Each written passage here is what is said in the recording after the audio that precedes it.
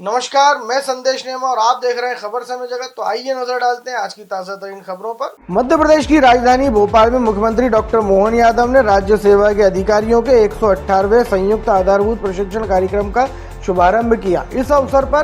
इस विशेष अवसर पर उन्होंने नवचयनित अधिकारियों को प्रेरणादायक संबोधन देते हुए कहा कि शिक्षण से व्यक्ति बनता है और प्रशिक्षण से व्यक्तित्व। उन्होंने जोर देते हुए कहा कि जीवन में शिक्षण और प्रशिक्षण दोनों का अत्यधिक महत्व होता है। मुख्यमंत्री ने अपने वक्तव्य में अधिकारियों से कहा कि वे केवल ज्ञान अर्जन तक सीमित न रहें, बल्कि उसे व्यवहार में भी लाएं। उन्होंने समझाया कि जैसे जल से बर्फ बनता है और दोनों की प्रकृति अलग होती है, वैसे ही प्रशिक्षण के माध्यम से व्यक्ति में बदलाव आता है।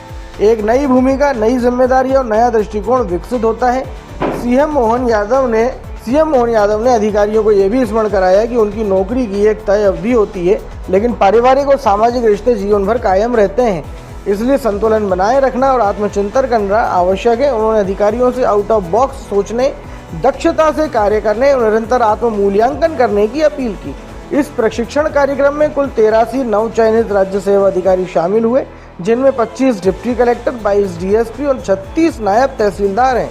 यह कार्यक्रम इन अधिकारियों को प्रशासनिक दक्षता, निर्णय क्षमता, नैतिक मूल्यों, जनसेवा की भावना से परिपूर्ण करने की दिशा में एक महत्वपूर्ण कदम है। 25 साल सबका रहेगा। इसके बाहर कोई 2-4 साल इधर, 2-4 साल उधर, लेकिन एवरेज 25 साल है। आपके घर में बेटी होगी तो बेटी एवरेज 25 साल आप कह रहे हैं, इसके बाद वो अपने ससुराल जाएगी। 1-2 साल आगे, 1-2 साल पीछे, इससे बाकी है। पत्नी आपके साथ आएगी तो 75 साल की अगर आयु आपकी एवरेज पकड़ लो तो एवरेज 50 साल पत्नी आपके साथ रहेगी, फिर पत्नी की साथ छोड़ेगी। बेटा आपके साथ, बहू के साथ आएगा तो एवरेज 50 साल आपके साथ रहेगा। मान के चलो फिर वो अपने नाती पोते में आप दादा दादी की भूमिका में आ जाओ, तो अंततः आए आप अकेले और अकेले ही जाना। तो जो शिक्षण प्रशिक्षण की कहानी वो प्राइमरी में आप जब गए थे तब से लेकर 8वीं तक हमारे पास इन सारी चीजों का निचोड़ हमको ही निकालना और करना कराने के लिए कैसे कैसे अवसर, कैसे कैसे उदाहरण बनते हैं, वो हम सबको कई जगह यहाँ जो किताबों में बताया गया है, ये शिक्षण से हमारा व्यक्ति बनता है और प्रशिक्षण से व्यक्तित्व बनता है। और व्यक्तित्व बनने में जो हमको सिखाया है किताबों में, ज्ञान तो सब कुछ है, तो क्या लाइब्रेरियन से अपेक्षा कर लेंगे उस सब चीजों को उत्तर देगा? हम में से जो भी किताबों को ही पढ़ने जाएगा तो किताब पढ़ने वाले तो होते, लेकिन किताबों को पढ़ने के बाद अपने मार्ग खोजना, अपने रास्ते खोजना। एक उदाहरण देकर बात खत्म करूंगा, लंबी तो नहीं करूंगा। AI प्रयोग को लेकर के एक अच्छा शिविर हुआ परसों, और उसमें मैं गया था। आध्यात्मिक हमारे गायत्री परिवार के डॉक्टर प्रणय पंड्या जी है ना, प्रणय जी वो है, उनका वो खुद डॉक्टर थे, PG डॉक्टर थे, मनोचिकित्सक थे। बाद में फिर वो अपनी उस आध्यात्मिक यात्रा के प्रमुख बन करके वो इस धाम में चल। अब उनने एक उदाहरण दिया, बड़ा अच्छा उदाहरण था। उस उदाहरण के माध्यम से समझाने का प्रयास किया कि 100 ऊँट थे और 100 ऊँट को पकड़ के रात को चरवाहे को उनको संभालना था, बांधना था, तो वो रस्सी बांधने लगा। रस्सी बांधते बांधते उनने 99 ऊँट बांधे और ऊँट बांधकर एक की रस्सी कम हो गई।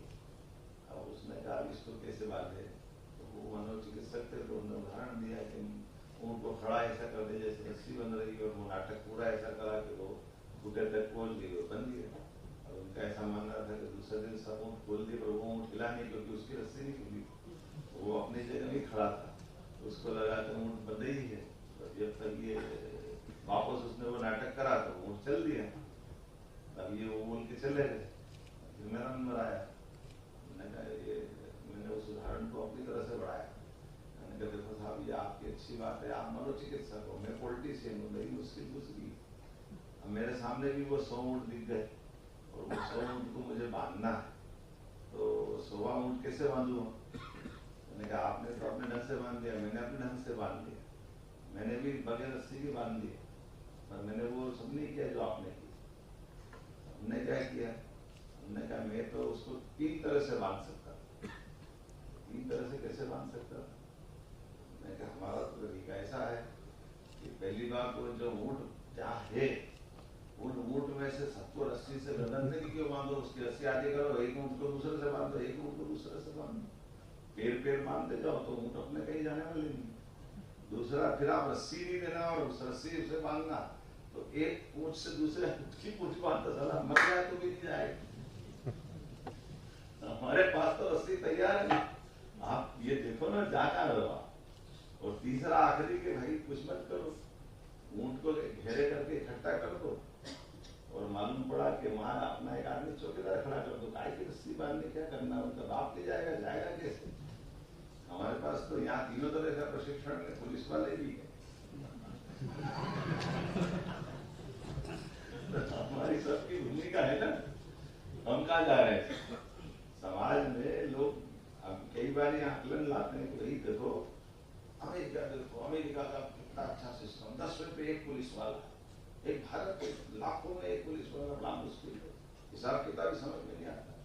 कैसे नहीं आता? तो मैंने देखो इस देश की आबादी कितनी, देश की आबादी 145 करोड़, 150 करोड़ बता रहे, तो सब मिला के पुलिस सारी जोड़ लो, कितनी राजा बाबू? तो मतलब 10,000 में एक है यहाँ पे। नहीं आंकड़ा मैं बता, 13.5 लाख जल सेना, थल सेना, वायुसेना सब मिला लो, और सारी पुलिस मिला लो पूरे देश